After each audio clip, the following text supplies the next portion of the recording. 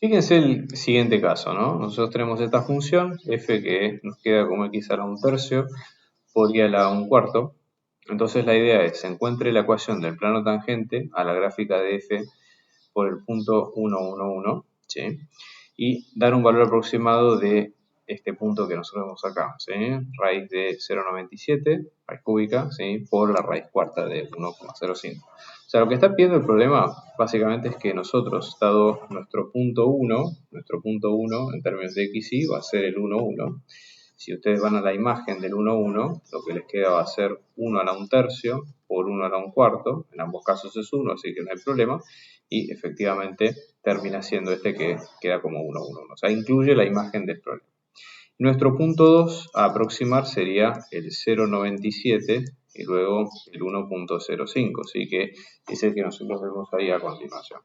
Entonces vamos a la definición del plano tangente, ¿sí? Plano tangente, en este caso vamos a ponerlo de la siguiente manera, ¿sí? Esto sería el plano tangente a la función f en un punto que vamos a llamar x0 y sub 0.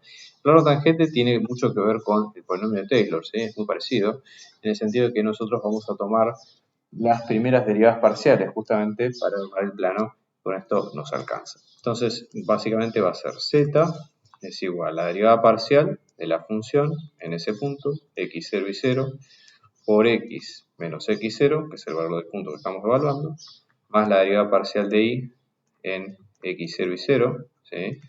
Todo esto por y menos y0, y finalmente la imagen de la función en ese punto, en el x0 y 0. Esta es la definición de lo que es el plano tangente. Así que es como un rompecabezas que tenemos que armar, porque tenemos que ver componente a componente con qué nos encontramos, y con eso vamos con los datos, ¿sí? Entonces vamos con lo primero, que sería este dato que está en amarillo. ¿Cuánto es la imagen del x0 y 0, ¿sí? Que aparece acá.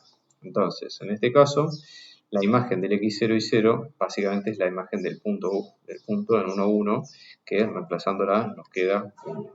Con lo cual, lo que vamos a tener de este lado es que este término, por lo menos, nos queda igual a 1.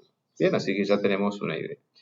Luego, sabemos que x0 y 0 son las coordenadas del punto, sobre los cuales nosotros vamos a hacer nuestro análisis, porque una cosa es el punto sobre el cual va a estar desarrollado el plano, que en este caso es el 1, 1, y eso nos indica quién es quién. Entonces, por ejemplo, tanto x0 como y sub 0 van a valer 1 en estos casos, y eso es lo que vamos a poner en cada una de estas partes aquí abajo de la ecuación, ¿sí? Son todos estos puntos que valen 1. ¿Está bien? Entonces, ahora la ecuación quedaría como z, la derivada parcial de f en x en el 1, 1, por x menos 1, más la derivada parcial de y en el 1, 1, por y menos 1 y más un 1. Ya tiene un aspecto distinto, ¿sí? La ecuación.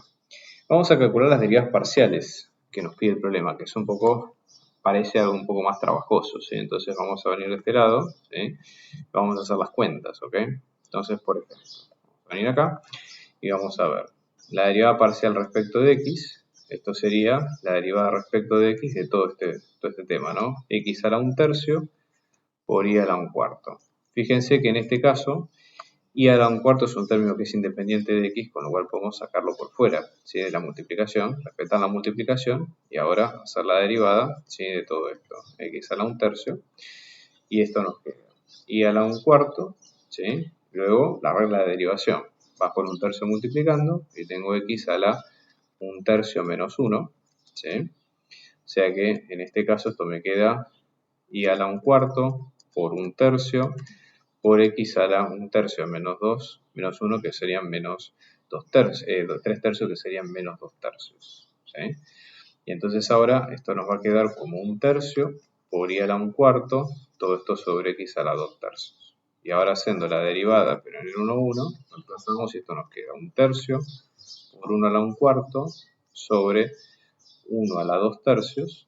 Y como todo esto termina siendo 1, la derivada respecto de x en el 1, 1 termina quedando como 1, ¿sí? Vamos a repetir el procedimiento ahora para la derivada respecto de y, ¿sí? Entonces tenemos la derivada respecto de y de x a la 1/3 por y a la 1/4. Observen ustedes que ahora x actúa como una constante, ¿sí? Porque básicamente es independiente del y, con lo cual podemos quitarlo, sacarlo multiplicando, ¿sí? Y respeta las reglas de derivación para el i. Bajo en un cuarto, i a la un cuarto menos 1, o sea que esto nos queda x a la un tercio, por un cuarto, por i a la un cuarto menos 4 cuartos, que es menos 3 cuartos, ¿sí? Entonces, la derivada respecto de i me queda como un cuarto por x a la un tercio, dividido i a la 3 cuartos, y ahora cuando hacemos la derivada respecto del 1, 1, esto me queda como un cuarto por 1 a la un tercio sobre 1 a la 3 cuartos, y la derivada respecto del 1, 1 me va a quedar un cuarto. ¿Ven? Hago una pequeña corrección, acá me queda un tercio, no lo puse, ¿sí? Y ahí lo coloqué. Un tercio y un cuarto. Entonces ahora reemplazamos en nuestra fórmula del plano tangente, ¿sí? Con los nuevos datos y nos queda z es igual a un cuarto por x menos 1, perdón, de vuelta, un tercio, ¿sí? Y luego más un cuarto de i menos 1 más 1. Y ahora como el punto va a ser el 0,97 y 1,05, simplemente lo que vamos a hacer es reemplazar, ¿sí? Entonces digo z para el 0,97 y el 1,05 me queda un tercio de 0,97 menos 1 más un cuarto por 1,05 menos 1 más 1, que esto nos queda un tercio por menos 0,3 más un cuarto, ¿sí? Por 0,5 más 1, y esto nos termina quedando. Esto sería menos 3 décimos, que acá en este caso sería como menos un décimo, si lo multiplicamos por el menos un tercio, ¿sí? Luego vamos a tener 0,5 que es un medio, más un cuarto, ¿vale? Por un cuarto sería, en este caso me queda un octavo, ¿sí? Más 1, ¿sí? Entonces en este caso me va a quedar de la siguiente forma, ¿sí? Voy a tener menos un décimo más un octavo, que esto me queda menos 8 más 10 sobre 80, ¿sí?